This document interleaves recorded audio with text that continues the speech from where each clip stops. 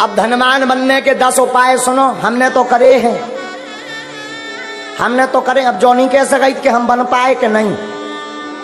काल के दिन तुम इनकम टैक्स को रेट पर बाद, इसलिए हम बता देते हैं, कर लो तो कर लोगे, मजा होगा, नहीं करोगे तो सीताराम। लेकिन हमने अनुभव करे हैं, कई भक्तों को बताया, ये अचूक उपाय हैं। धनवान बनने के 10 उपाय।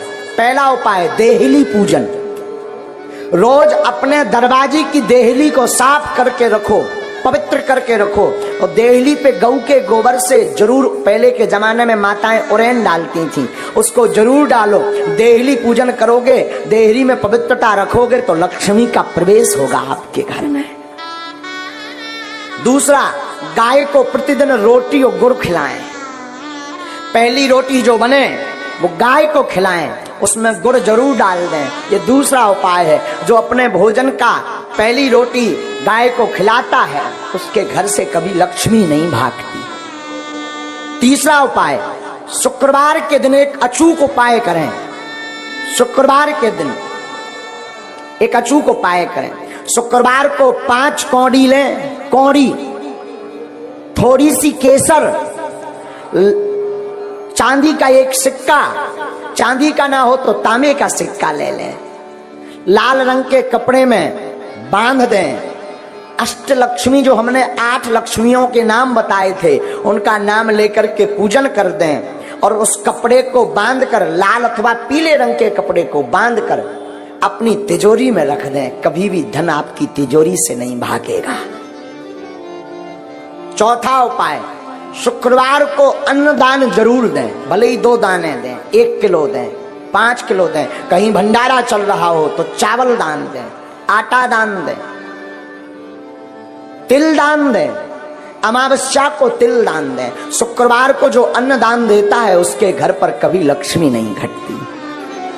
5वां अचूक उपाय, प्रतिदिन नहीं तो शुक्रवार के दिन पीपल का पूजन करें और पीपल की जड़ में दीपक जरूर जलाएं। जो ऐसा करता, उसके घर में कभी भी धन की कमी नहीं पड़ती। 6वां उपाय सुनो। 6वां उपाय, बुधवार के दिन गणेश भगवान का पूजन करें। गुड़ और चने का प्रसाद लगाएं और उस प्रसाद को कन्याओं में बांट दें और बाकी प्रसाद आप स्वयं करें, पाएं। ऐसा करने से आपके घर पर कभी भी धन की कमी नहीं रहेगी। 7वां उपाय, कमलगट्टे की माला से शुक्रवार के दिन मां लक्ष्मी के बीज मंत्र का जो जाप करता है, उसके घर से कभी भी मां लक्ष्मी नहीं भागती। बीज मंत्र सुनो। बीज मंत्र है, वैसे टीवी पर बताना नहीं चाहिए, पर मात्र एक मंत्र हम आपको बता देते हैं। ओम श्रीम ह्रीम श्रीम कमले कमलालये नमः। इस मंत्र का पुनः सुने। ओम श्रीम ह्रीम श्रीम कमले कमलालये नमः। इस मंत्र का जो एक माला प्रतिदिन कमलगट्टे की माला से जाप करता है, उसके घर पर कभी भी मां लक्ष्मी उनके घर से कभी नहीं भागती। 8वां उपाय, दीपावली, होली और दशहरे, 3 पर्व पर अपने घर में एक न एक अनुष्ठान अवश्य करवाएं। अगर आप धनवान अमीर हमेशा बने रहना चाहते हो, कई बार व्यक्ति धनवान तो बन जाता है पर फिर घाटे में पहुंच जाता है, और जो समान अवस्था में ऐसा बना रहना चाहता है, बढ़ना चाहते हो, तो दीपावली, होली और दशहरा के दिन श्री सूक्तम अथवा विष्णु सहस्त्र नाम का पाठ करवा करके ब्राह्मणों से अनुष्ठान करवाएं, तो वो कभी भी दरिद्र नहीं हो सकता। 9वां उपाय है, प्रतिदिन मां लक्ष्मी और नारायण का पूजन करके 108 कमल चढ़ाएं। और ये अगर व्यवस्था ना हो सके तो केवल शुक्रवार को चढ़ाएं।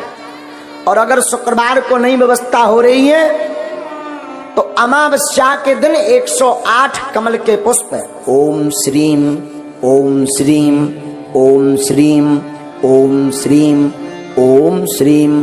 ऐसा कहते हुए कमल पुष्प अगर भगवती माँ लक्ष्मी और नारायण के चरणों में चढ़ाता है तो वो कभी दरिद्र नहीं रहता। 10वां उपाय, गन्ना के रस से जो शुक्रवार के दिन लक्ष्मी नारायण का श्री सूक्तम का पाठ बोलते हुए अभिषेक करता है, उसके घर पर कभी भी दरिद्रता नहीं रहती है। ये धनवान बनने के 10 अचूक उपाय हैं शंख की महिमा के लिए। शंख की अद्भुत महिमा है, शास्त्रों में शंख की अद्भुत महिमा बताई गई। शंख की उत्पत्ति कहां से हुई? शंखचूड़ नामक एक राक्षस था, उसका वध भगवान श्री ठाकुर जी ने किया और उसकी जो अस्थियां समुद्र में गिरी, उन्हीं अस्थियों से शंख प्रकट हुए। और शंख की अद्भुत महिमा है। सनातन परंपरा में शंख जिसके घर पर नहीं है, हिंदू के घर पर शंख होना बहुत आवश्यक है। शंख 3 प्रकार के होते हैं, दक्षिणावर्ती, वामवर्ती और मध्यावर्ती। वैसे तो अनेक प्रकार के शंख हैं, पर 3 प्रकार के शंख प्रमुख हैं, दक्षिणावर्ती, वामावर्ती और मध्यावर्ती। वामावर्ती शंख जो बाएं हाथ से पकड़ा जाता है वो साक्षात विष्णु जी का रूप है। दक्षिणावर्ती जो दाहिने हाथ से पकड़ा जाता है वो साक्षात मां लक्ष्मी जी का रूप है। मध्यावर्ती जो शंख है जिसका मुंह बीच से खुला रहता है वो साक्षात गणेश जी का रूप है। और सनातनियों में आदि काल से ही कोई भी शुभ काम करने के पहले शंख की नाद दी जाती। पूजा करते हैं तो आचार्य शंख बजाते हैं। महाभारत काल में शंख बजा करके महाभारत का युद्ध प्रारंभ हुआ। भगवान के ठाकुर जी के पास जो शंख है उसका नाम था पांचजन्य। गीता में आया है, पांचजन्यम ऋषिकेशो देवदत्तम धनंजय पौंड्रम दधिमौ महाशंखम भीमकर्मा वृकोदरा। भगवान कृष्ण के पास पांचजन्य नामक शंख था। भगवान भैया 5 पांडवों में अर्जुन जी के पास देवदत्तक नामक शंख था। युधिष्ठिर के पास अनंत विजय नामक शंख था।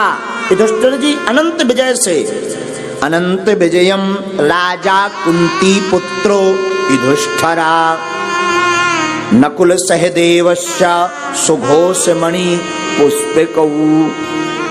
नकुल जी के पास में सुघोष नाम का शंख था। भीमसेन के पास में पौंड्र नाम का शंख था और सहदेव जी के पास में मणि पुष्पक नाम का शंख था।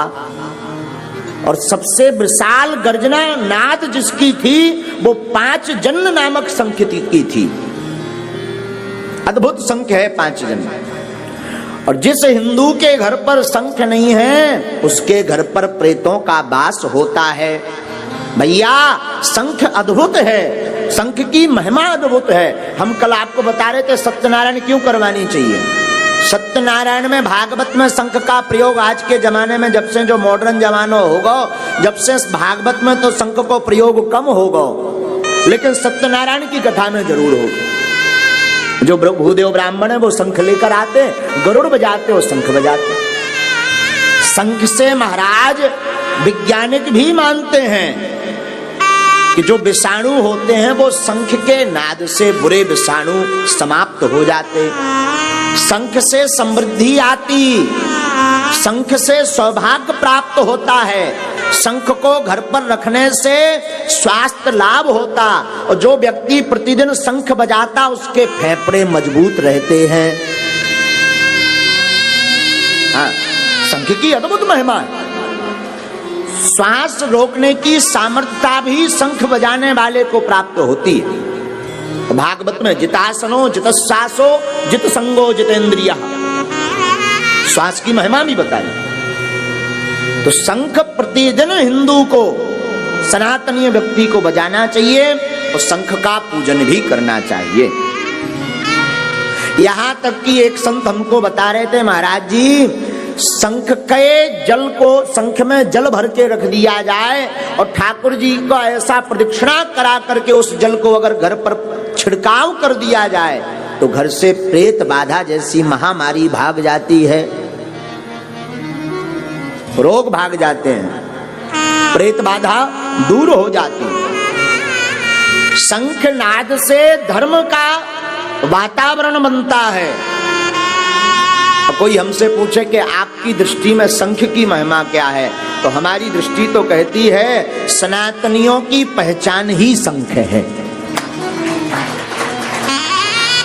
सनातनी का घर है, इसकी पहचान क्या है? वीआईपी कमरा नहीं है, एलईडी बढ़िया लगी हो, एसी लगी हो, ये सनातनियों का घर नहीं है। सनातनियों का घर तब है उनके घर पर ठाकुर जी हो, ध्वज लगा हो दरवाजे पर, चिन्ह बने हुए हो दरवाजे पर और पूजा मंदिर में शंख रखा हो तो समझ जाइए ये पक्का सनातनी है। हनुमान जी देखो, कई लोग पूछते महाराज क्या जरूरत है ये सब करवे की, सेंत में इसके उपद्रव करवे की, चिन्ह बनाओ करो, भगवान को मंदिर बनाओ करो। भगवान को मंदिर एक जगह रहने दो, घर में क्या जरूरत है? लेकिन जरूरी है